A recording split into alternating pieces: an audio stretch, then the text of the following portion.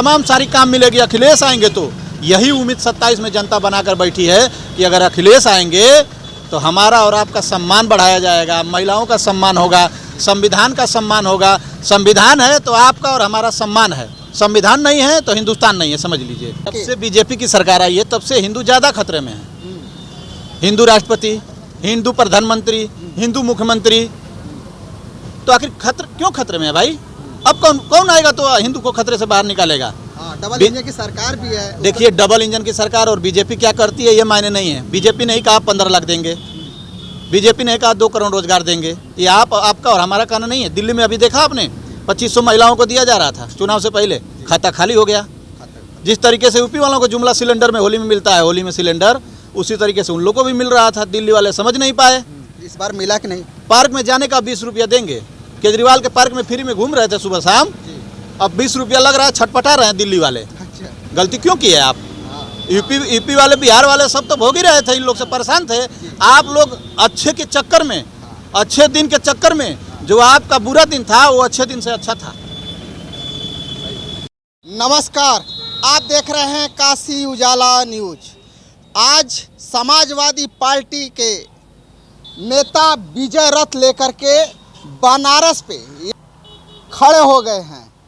अब देखना है कि 2027 का चुनाव सामने है और विजय रथ अखिलेश यादव जी का जो कारवा है, पीडीए का जो मजबूत स्तंभ है, आज बनारस में चल करके आ चुके हैं। तो आइए जानते हैं, जो मुसाफिर यादव जी हैं उस कारवा को बढ़ाने के लिए बनारस में आए हैं। तो आइए जानते हैं। बहुत बहुत धन्यवाद, आप हमारे चैनल पे आए और हमारे चैनल में आपका बहुत बहुत स्वागत है। क्या कहना चाहेंगे सर? आपका भी बहुत बहुत धन्यवाद।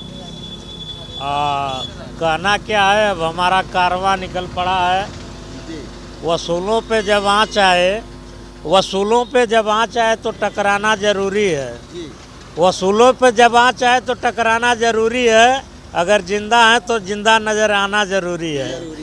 इसलिए बाबा साहब भीमराव अंबेडकर के संविधान को लेकर के, बाबा साहब को लेकर के जो अभद्र टिप्पणियां की जा रही हैं, उसके विरोध में पीडीए समाज, पीजीए के जितने जनमानस हैं, सबको आहत पहुंची है, बहुत दुख पहुंचा है। इसलिए हम लोग ओबीसी, एससी सभी लोग इस दुख और पीड़ा के साथ जनता तक जा रहे हैं और भाजपा के खिलाफ उनकी नीतियों को बताने का काम कर रहे हैं।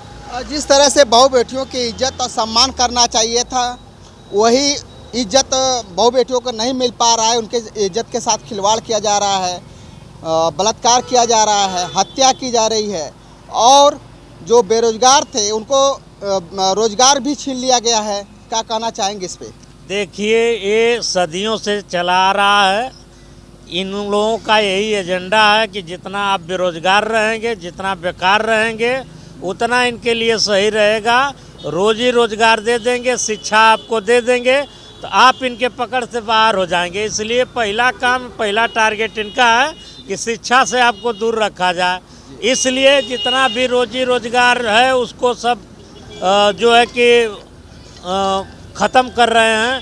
ख़त्म करने का जरिया ये बन रहा है प्राइवेट, निजीकरण जो हो रहा है, प्राइवेटीकरण हो रहा है। जब निजीकरण होगा, प्राइवेटीकरण होगा तो आरक्षण अपने आप ख़त्म हो जाएगा। आप विकलांग हो जाएंगे, आप नौकरी नहीं पाएंगे।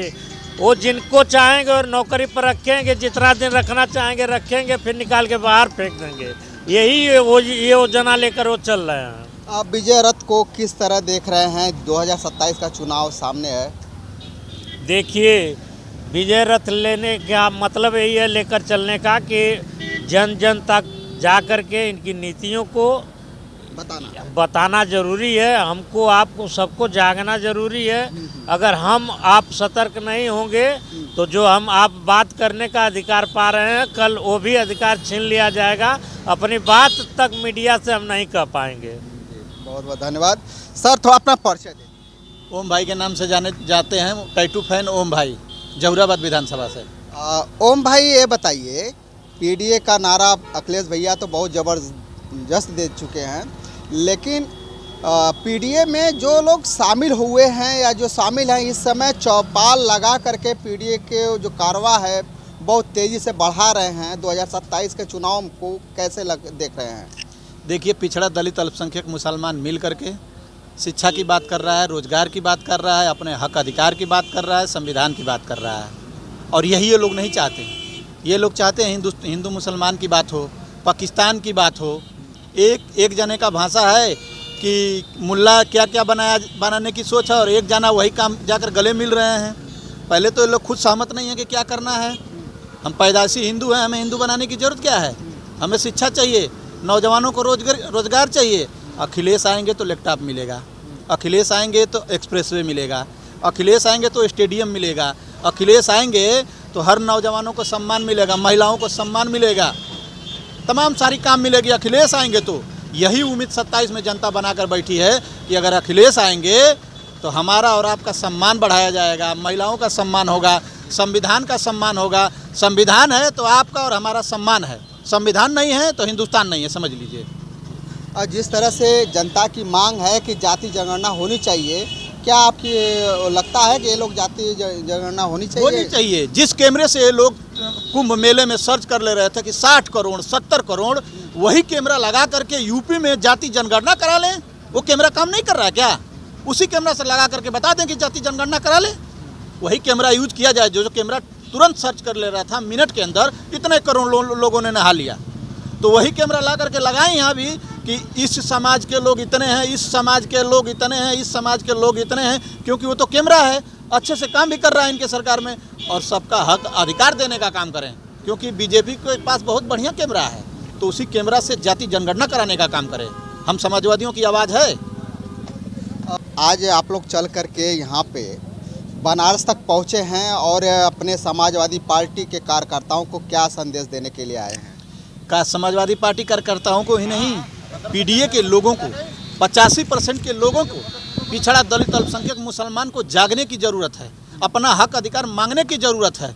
15% के लोग कुर्सी पे बैठे हुए हैं और 85% के लोग वोट देने का काम करेंगे। वोट लेना है तो हिंदू बना देते हैं, और जब मंदिर में जाना होता है तो कहते हैं कि आप इस जाति के हैं, आप इस जाति के हैं, आप इस जाति के हैं। हमारा दान पेटिका में हमारा पैसा अछूत नहीं होता है, लेकिन हमारा दलित भाई हम अछूत हो जाते हैं। क्यों? जब हम अछूत हैं तो हमारा पैसा भी अछूत होना चाहिए ना।